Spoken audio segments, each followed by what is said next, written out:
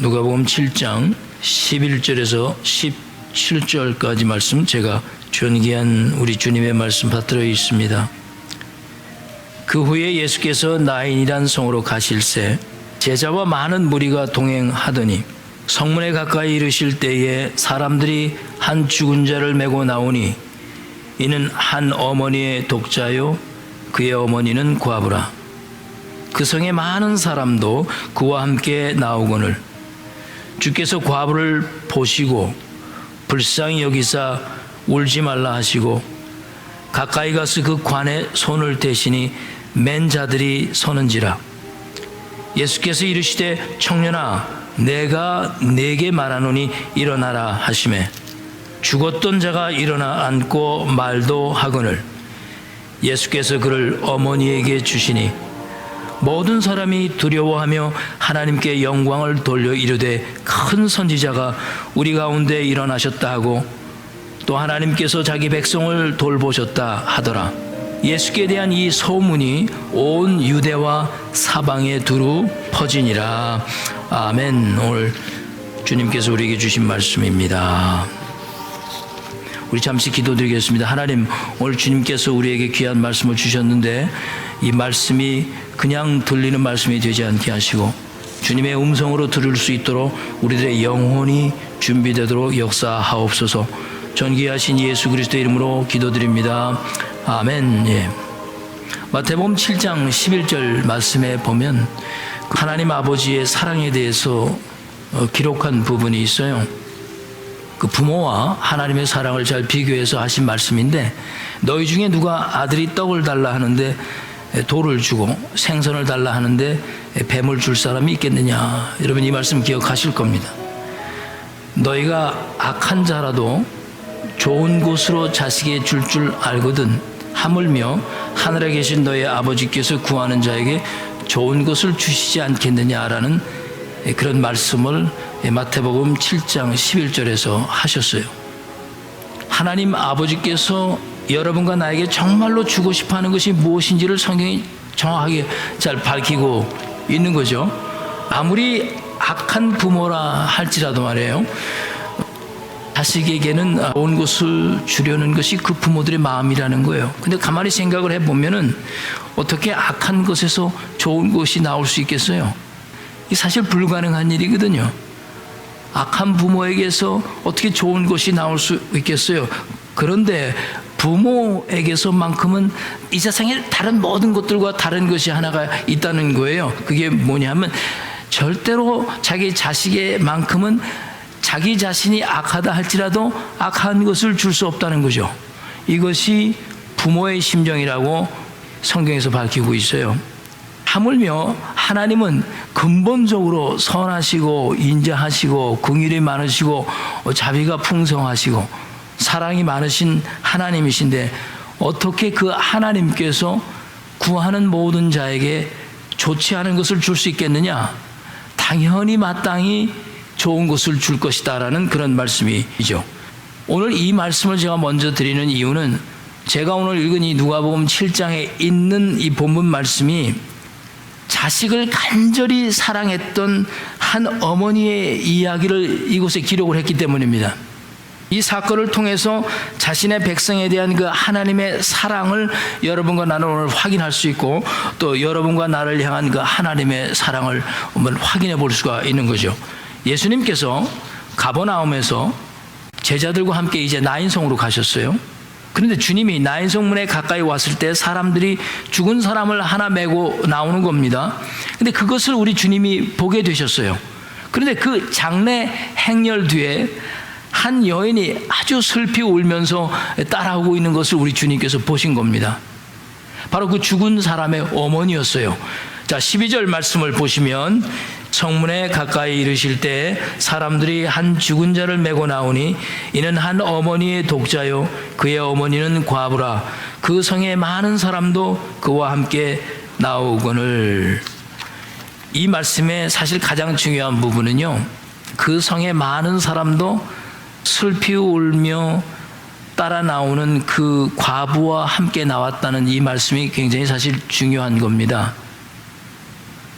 가족만 따라 나온 게 아니고 그 성에 수많은 사람도 그와 함께 나왔다는 말씀을 보면 이 나인성 안에 있는 모든 사람들이 이 아들 하나만을 의지하고 살던 이 과부의 형편을 너무나 잘 알고 있었고, 또 이 과부는 아마도 그 나인성에서 많은 사람들에게 존경을 받고 사랑을 받았던 사람임이 분명합니다. 그래서 그 과부와 함께 슬퍼해 준 겁니다. 여러분과 내가 만약에 이 위치와 상황에서 우리가 이 과부였다면, 바로 그 상황에 있었다면 여러분과 나의 심정은 과연 어떠했을까 한번 생각해 볼 필요가 있죠. 누가복음 8장을 보게 되면은 12년 동안 혈류병을 앓던 여인이 있었습니다. 그 혈류병을 앓던 여인이 주님께 나와 주님의 옷자락만 잡으면 나을 것이라는 간절한 마음을 가지고 주님 앞에 나왔습니다. 아프고 병들었을 때, 그래서 아직 내가 숨을 쉬고 있을 때, 내가 움직이고 있을 때 주님 옷자락만이라도 내가 나가서 잡을 수만 있다면 나에게 희망이 있고 내 문제가 해결될 수 있을 것이라는 것은, 그 여자가 아프고 병들었고 거의 죽을 지경이 됐다 할지라도 아직도 살아있고 아직도 숨을 쉬고 있고 아직도 볼 수 있고 아직도 들을 수 있고 느낄 수 있기 때문에 그것이 가능한 거예요. 그런데 지금 이 과부는 자신의 전부였던 아들이 죽어버린 거예요. 숨을 쉴 수도 없고 느낄 수도 없고 볼 수도 없고 만질 수도 없고 이제는 완전히 죽어버린 상태에서 아무것도 할 수가 없어요. 옷자락을 잡아도 소용이 없고 아무것도 소용이 없는 상태가 돼버린 겁니다. 그 아들의 죽음 앞에서 이 과부의 이런 무능한 상태가 오늘 여러분과 나에게 말씀하려고 하는 것이 무엇일까 제가 한번 생각해 보고 싶은 거예요. 죄의 형벌 앞에서 아무것도 할 수 없는 인간의 한계를 이 과부를 통해서 보여주는 거죠. 아직 아파도 살아있을 때와 살아있지 못한 상태의 차이가 얼마나 크다는 것을 지금 보여주는 겁니다. 옷자락 하나만 잡아도 살아있을 때는 할 수 있는 거예요. 그러나 죽은 뒤에는 그것마저도 할 수가 없는 겁니다. 이런 희망이 닫힌 상태에서 우리 인간이 할 수 있는 것은 단 한 가지밖에 없습니다. 괴로워하고 슬퍼하며 고통스러워해야 하는 것입니다. 성경이 지금 이 말씀을 통해서 여러분과 저에게 보여주고 말씀하려고 하는 것은 여러분과 나에게도 이 여인처럼 전혀 해결할 수 없는, 전혀 우리의 노력과 우리의 수고로 해결할 수 없는 그런 문제가 있다는 것을 밝혀주는 거죠. 그런데 이렇게 희망이 전혀 없는 상황에서 우리 예수님의 행동을 여러분과 제가 오늘 잘 살펴볼 필요가 있고, 이 주님이 어떻게 하시는 것이 여러분과 나에게 큰 위로가 되고 힘이 될 줄 믿습니다. 기가 막힌 일이 벌어진 거예요. 슬피 울고만 있던 과부를 향해서 예수님께서 아주 중요한 행동들을 하셨습니다. 자, 그리고 주님께서 하신 이 행동들을 우리는 그냥 지나쳐 갈 수가 없어요. 여러분과 나가 절대 무관해야 할 수 없는 것들입니다. 사람들은 이런 것들을 하나하나 살피지 않고 그냥 넘어가지만 여러분과 나는 절대 그래서는 안 됩니다. 자, 주님께서 이 과부를 향해서 어떤 행동을 하셨는지 한번 13절 말씀을 잘 살펴보시기 바랍니다. 자, 모두 13절 말씀 먼저 보십시다. 주께서 과부를 보시고 불쌍히 여기사 울지 말라 하시고 14절 계속 읽습니다. 가까이 가서 그 관에 손을 대시니 맨 자들이 서는지라. 예수께서 이르시되 청년아 내가 네게 말하노니 일어나라 하시며 마지막 15절 읽습니다. 죽었던 자가 일어나 앉고 말도 하거늘 예수께서 그를 어머니에게 주시니. 이 말씀에 기록된 주님의 놀라운 행동들이 여러분 보이시죠? 예수님께서 처음에 울지 말라 말씀하셨어요? 그것뿐입니까? 관에다 손을 대셨어요? 그것뿐입니까? 죽은 사람을 향해서 말씀하셨어요? 나사로에게 말씀하시듯이 일어나라 말씀하셨어요? 지금 주님은 아무도 할 수 없는 행동과 어느 누구도 감히 할 수 없는 말씀을 하고 계시는 거예요. 세상에 이렇게 말할 수 있는 사람은 없습니다. 아무도 할 수 없고 아무도 해결할 수 없는 그것을 우리 주님은 지금 하고 계시는 거예요. 아직 사람들이 살아있다고 생각할 때, 내가 무엇인가를 하고 있다고 생각할 때는 무엇이든지 우리가 생각하고 다 할 수 있어요. 하나님의 능력에 의존하지 않고도 여러분과 내가 생각하고 내가 가지고 있는 믿음을 가지고 내가 해결할 수 있다고 생각하면서도 할 수 있어요. 그것이 이루어지든지 안 이루어지든지는 중요하지 않아요. 내가 할 수 있다고 생각하고 하는 그 자체는 중요한 거예요. 그 결과가 어떤지 간에. 그런데 숨을 쉬지 않고 있는 상태에서는 아무도 주님처럼 행동하고 말할 수 없다는 거예요. 끊어진 상태에서는 어느 누구도 아무것도 할 수 없어요. 오직 주님만 하실 수 있는 거예요. 오직 하나님만 하실 수 있는 거예요. 근데 여기 여러분과 나에게도 중요하게 여겨야 할 것 하나가 더 있어요. 그 청년이 일어났다는 그 결과도 중요하지만 하나님의 변함없는 사랑의 움직임이 있었다는 것인데, 이 말씀이 무엇을 뜻하는 거냐면 주님께서 그 청년을 살리시기 위해서 하셨던 그 모든 행동들 전에 주님께서 제일 먼저 하신 것이 있었어요. 성경은 그 13절 말씀 앞부분에 이렇게 기록을 합니다. 주께서 그 과부를 어떻게 하셨다고 그랬어요? 보셨다. When the Lord saw her. That's the key right here. 이것은 지난 시간에 예수님께서 뜰 안에 숨어서 예수님이 잡혀가셔서 예수님의 이제 재판이 이루어지고 있는 그때 두려운 마음을 가지고 멀리서 예수님을 숨어서 바라보던 그 베드로를 우리 주님께서 돌아서셔서 그 숨어있는 베드로를 멀리서 바라보셨을 때 그 자기를 바라보는 예수님을 바라본 베드로가 깨달음을 받고 달려나가 통곡하며 울며 닭 울기 전에 3번 내가 나를 부인하라는 그 말씀이 기억나서 주님이 자기를 바라볼 때 그때 상황과 똑같은 거예요. When Jesus saw Peter, that he reminds him what Jesus told him, that you will be denied 3 times. 주님께서 이 여인을 바라보셨다는 것이 여러분과 나에게 얼마나 중요한 것인지를 우리는 깨달아야 해요. 주님이 무엇을 바라보고 계셨을까? 예수님은 지금 나인성에 도착하셔서 수많은 나인성 사람들이 과부와 함께 울며 그 죽은 아들을 메고 나오는 그 상황을 보셨습니다. 그런데 주님은 그 장래 행렬의 광경만을 보시고 계신 것이 절대 아니었던 거예요. 주님은 그 많은 사람들 중에서도 한 사람을 또 보고 계셨어요. 주님께서는 가장 희망이 없고 가장 절망 속에 있는 바로 그 과부 한 사람을 주시하고 계셨습니다. He saw everything. He saw every situations. 하나님은 다 보셨어요. 주님은 다 보고 계시지만도 그 한 여인을 주시하셨어요. 이것이 여러분과 내가 생각하고 있는 하나님이 얼마나 다르다는 것을 말씀하는 겁니다. 여러분과 내가 바라는 하나님은 항상 여러분과 내가 처한 어려운 상황만을 봐주시기를 바라는 거죠. 내가 처한 어려운 문제들만을 봐주기를 원하죠.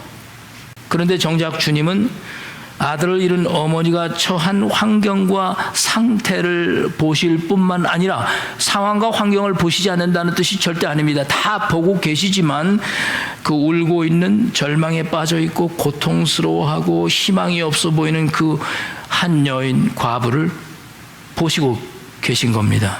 이것이 바로 성경이 말씀하는 하나님입니다. 하나님에게 있어서 상황은 사실 그렇게 중요하지가 않아요. 사람에게는 상황이 중요하죠. 상황이 바뀌면 모든 것이 바뀔 것 같아요. 그러나 하나님은 상황은 그리 중요하지 않습니다. 하나님께서 제일 중요하게 여기시는 것은 바로 여러분과 나의 상황이 아니고 바로 여러분과 나 자신인 거예요. 상황이 아닌 거예요. 우리 상황이. 그렇다고 하나님이 우리 상황을 모르시는 게 아닙니다. 다 알고 계세요. 그러나 하나님은 어떤 경우에라도 자신의 자녀들의 그 아픔을, 그 상처를, 그 괴로움을 보시는 거예요. 상황보다 중요한 것이 여러분의 마음의 상태이기 때문입니다. 하나님은 지금 이 순간에도 이 예배의 환경을 보시는 분이 아니세요. 사람은 예배의 환경을 보잖아요. 이 예배를 드리는 우리의 환경을 하나님 못 보시는 건 아니죠. 다 보고 계시지만 실제로 하나님이 보시는 건 여러분 마음입니다. 예배를 드리는 여러분의 마음을 보시는 것, 지금 이 상황은 하나님에게 중요하지 않아요. 여러분의 일터를 다 알고 계시고 다 보고 계세요. 여러분이 어떻게 일을 가시고 일을 돌아오시고 그 일터에서 무엇 하시는지 그 일터의 상황 다 보고 계세요. 그러나 그런 상황이 아무리 어렵고 힘든 상황이라 할지라도 다 보시지만도 하나님이 가장 중요하게 보시는 것은 그 일터에서 일하고 있는 여러분의 마음입니다. 하나님께서 우리의 가정 형편과 환경을 모르시는 분이 아니죠. 그러나 그 환경 속에 여러분과 나의 자녀들을 보시는 거예요. 하나님은 우리의 상황도 보시고 환경도 보시지만 가장 중요하게 보시는 것이 바로 우리의 마음입니다. 진짜 울고 있는가? 진짜 기뻐하고 있는가? 진짜 감사하고 있는가? 진짜 이 세상의 이런 황폐한 모습들을 보면서 정말 고민하고 있는가? 전혀 희망이 없는 이 세상을 보면서 그 마음속에서 슬피 울고들이 있는가? 앞으로 닥쳐올 그 죽음의 형벌에 대해서 우리가 가지고 있는 그 마음의 자세가 무엇인가? 그걸 주님은 보고 계신 거죠. 내 가족의 영혼이 불쌍해서 그 내 가족의 영혼을 구원하기 위해 슬피 울고 있는 내 마음을 보시는가? 바로 그런 여러분과 나의 마음을 우리 주님이 보고 계시는 거예요. 바로 이 점이 하나님과 우리가 다르게 보는 점이죠. 사람들은 늘 환경과 상황만을 바라보게 돼 있어요. 장례 행렬이 얼마나 웅장한가를 보죠. 그곳에 누가 참석했는지 누가 참석 안 했는지를 보죠. 누가 무엇을 했는가 무엇을 안 했는가를 보지요. 그 상황과 상태를 인간은 볼 수밖에 없습니다.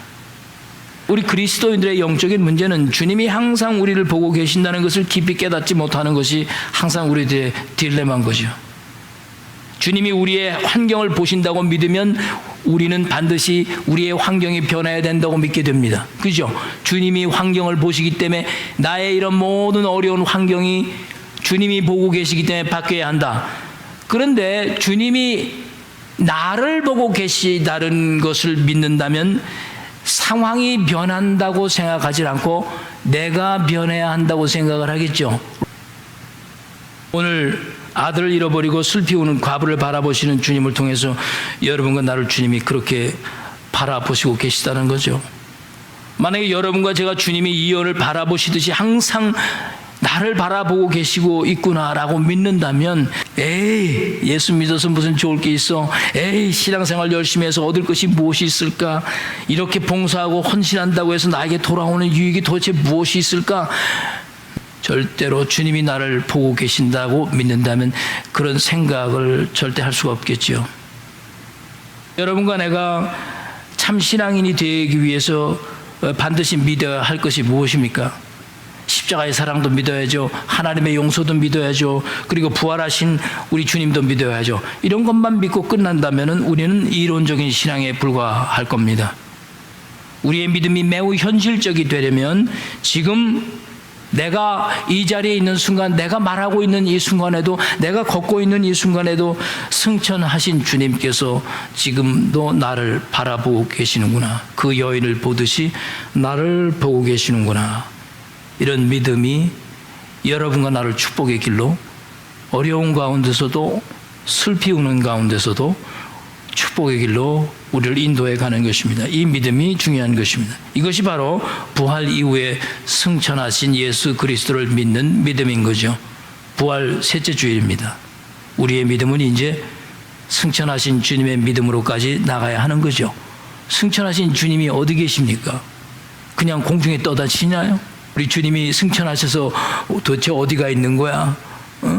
하나님 보좌 우편에서 여러분과 나를 위해서 바라보시면서 여러분을 위해서 기도하시고 다시 오실 그날을 학수고대하시며 아버지 하나님의 그 뜻이 이루어지기 위해서, 하늘의 뜻이 땅이 완전히 이루어지기 위해서 다시 재림하실 그날을 기다리시면서 그 하나님 보좌 우편에서 여러분을 바라보시면서 간절한 마음으로 애타게 기도하시는 거죠.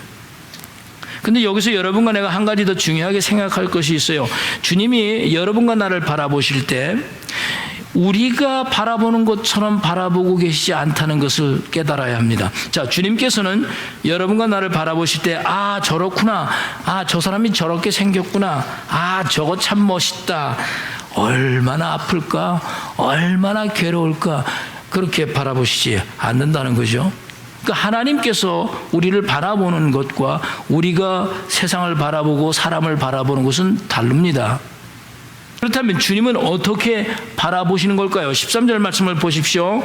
물론 우리 주님께서 그 상황을 다 보셨어요.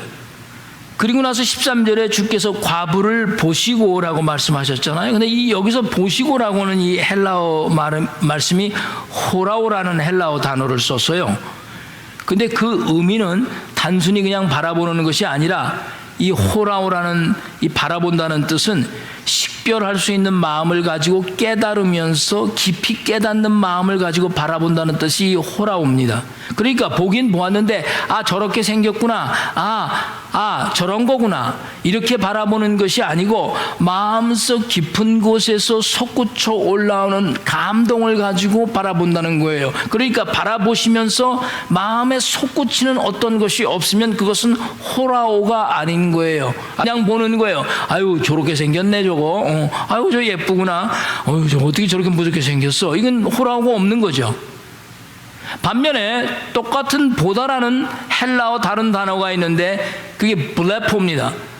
블레포라는 동사는 여기에 쓰여지지 않고 마태복음 13장 13절 말씀에 기록된 그들이 보아도 깨닫지 못하고 들어도 들리지 않고 할 때 그들이 보아도 깨닫지 못하는 그때 본 상태가 블레포라는 거예요.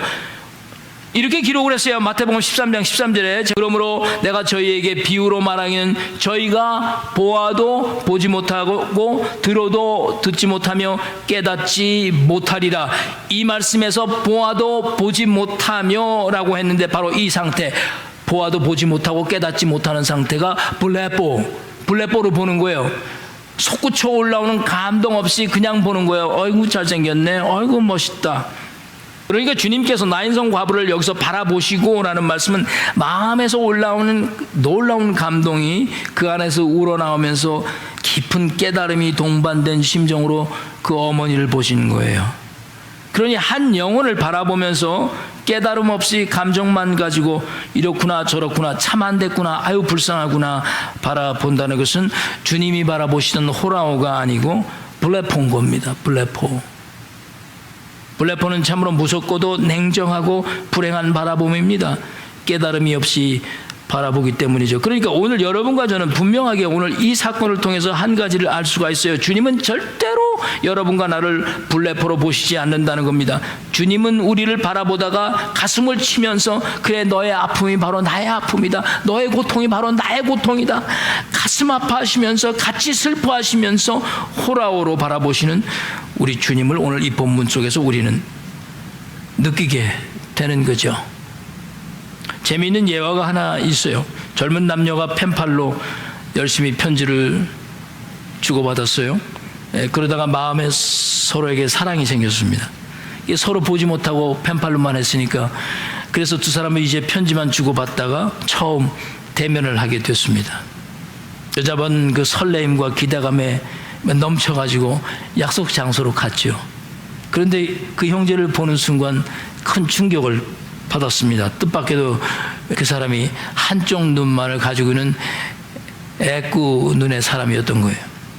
너무나 실망한 자매는 화가 나서 이렇게 말했습니다. 나는 당신이 이런 사람인 줄 몰랐습니다. 어떻게 애꾸 눈이라는 사실을 깜짝같이 속이고 나와 이렇게 만나서 결혼할 생각까지 하셨습니까? 그리고는 그렇게 말했어요. 나를 속인 것이 너무나 분해서 저는 당신과 더 이상 만날 수도 없고 결혼은 꿈도 꿀 수 없습니다.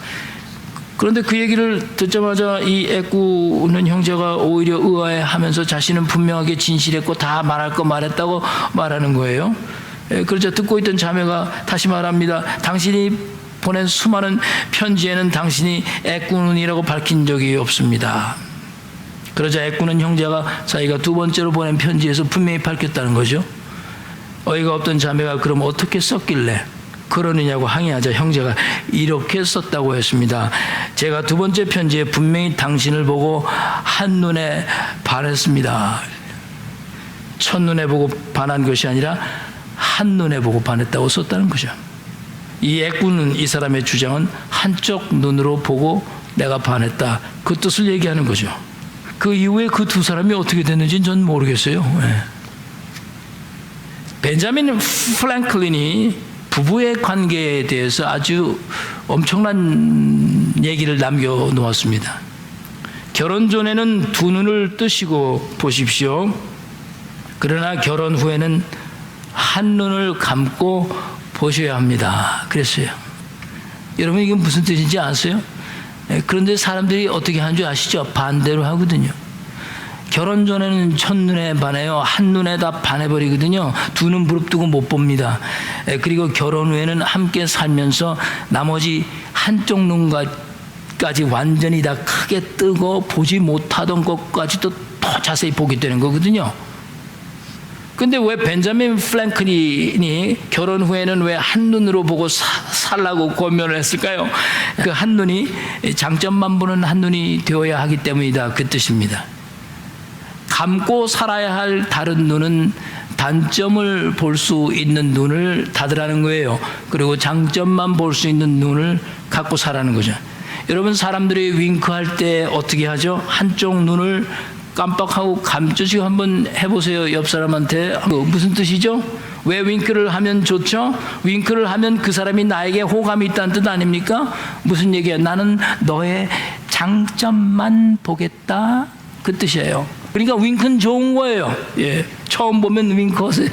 그러면 당신은 단점을 안 보고 난 장점만 보겠습니다. 남편과 아내에게 오늘 돌아가시면 윙크 한번 탁 날려드리세요. 그럼 남편이 놀랄 거 아니야. 아내가 갑자기 저거 왜 저러지? 그러면 설명을 해드리세요. 내가 오늘 윙크한 건 당신의 장점만 보겠다는 뜻이에요. 윙크는 그 뜻입니다. 그러니까 여러분과 내가 행복하게 살려면 주님께서 바라보시듯이 이 호라오로 보아야지 블레포로 보면 안 되는 거예요. 보아도 깨닫지 못하고 보아도 볼 수 없는 블레포로 보아서는 안 되는 거죠. 오늘 말씀을 제가 정리하겠습니다. 황영숙 씨가 쓴 오늘은 틀림없이 좋은 날이라는 책이 있어요. 이 책은 1954년 5월에 6.25 사변이 끝난 후에 그 경상북도 문경에 신망원이라는 그 고아원을 설립한 그 황영숙 장로님에 관한 얘기를 쓴 책입니다. 그리스도의 사랑으로 주님의 인격을 닮은 아이들을 키워내기 위해서 12명의 고아들을 시작으로 설립한 고아원입니다. 초대 원장이었던 이 황영석 장로님에게는 그 당시 이미 8명의 자녀가 있었습니다. 자기가 낳은 자녀들이죠. 그리고 고아 12명을 함께 키웠으니 그 어려운 동란 시대 때 20명이라는 아이를 키워내신 위대한 일을 시작하신 분입니다. 그런데 그 12명의 고아도 자기의 친자식인 8명의 고아하고 똑같이 먹이고 똑같이 재우고 똑같이 교육시키면서 키웠다는 거예요. 그 첫 12명의 고아들과 함께 자랐던 둘째 딸 황영숙 씨가 지금 원장이 돼서 그 신망애육원을 맡아서 문경에서 그 일을 계속하고 있습니다. 그 황장로님께서 매일 아침마다 일어나서 그 자녀들과 그 12명의 고아들에게 외치게 했던 말씀이 바로 이 책 제목에 오늘은 틀림없이 좋은 날이 될 거야 라고 모두 복창하게 했다는 거죠. 그렇게 하루를 시작하게 했다는 거예요. 그런데 참 감동적인 것은 이 황영석 장로님께서 처음부터 고아원을 시작할 생각이 없었다는 거예요. 왜냐하면 그 당시에는 먹고 살기 위해서 어떤 소명감 없이 고아원을 운영하는 사람들이 참 많았다는 거예요. 그래서 그런 사람들처럼 되고 싶지 않아서 고아원을 운영하지 않으려고 했다는 겁니다. 그런데 얼마 후 황영석 장로님께서 부산에 가서 우연히 한 고아원을 방문하게 되었는데 황 장로님이 그 고아원을 열고 들어가는 순간 그 고아원에 있던 수많은 아이들이 갑자기 황 장로님에게 달려들면서 모두가 아빠라고 부르며 달려오더라는 거죠. 그래서 그때 황 장로님이 너무 당황을 했다는 겁니다. 그리고 그 고아들에게 나는 너의 아빠가 아니다라고 설명을 해 주었고 말을 해 주었는데도 그 아이들은 계속해서 우리 황 장로님을 아빠라고 불렀다는 거죠. 왜 그랬을까? 누구든지 문 열고 들어오는 낯선 사람이 남자일 경우엔 다 자기 아빠가 자기를 데려온 줄 알고 아빠라고 부르고 달려나갔고, 여인이 들어올 때는 엄마가 자기를 데려온 줄 알고 엄마라고 부르고 달려나갔다는 거죠. 황 장로님은 그 사실을 알고 난 다음에 그냥 지나칠 수가 없었던 거예요. 그래서 달려들면서 아빠 우는 아이 하나를 안아서 달래주었더니 그 그 밑에 있던 아이들이 자기도 안아달라고 다 아빠 그러더라는 거죠. 그래서 그 아이들을 하나씩 바라보면서 마음속에 다짐한 것이, 그 아이들을 바라보면서 내가 너의 그럼 아빠가 되어주마. 황장로님께서 바라보시는 것이 무엇이었을까요? 그래, 너희가 부모가 없으니 참 안 됐구나. 내가 너희들 상황을 안다, 환경을 안다. 그래서 안타깝구나, 참 불쌍하구나. 그걸 바라보신 것이 아니었습니다. 만약 그렇게 바라보았다면 지금 신망의 유언이라는 것은 존재하지 않았을 것입니다. 그는 무엇인가 마음 깊은 곳에서부터 우러나오는 깨달음으로 그들을 바라본 거죠. 그리고 그 마음으로 다짐을 하신 겁니다. 그래, 내가 오늘부터 너희들의 아빠가 되어주마. 황 장로님께서 아이들을 바라보신 그 마음이 주님이 술 피우는 이 과부를 바라보신 호라오의 바로 그 눈길이었습니다.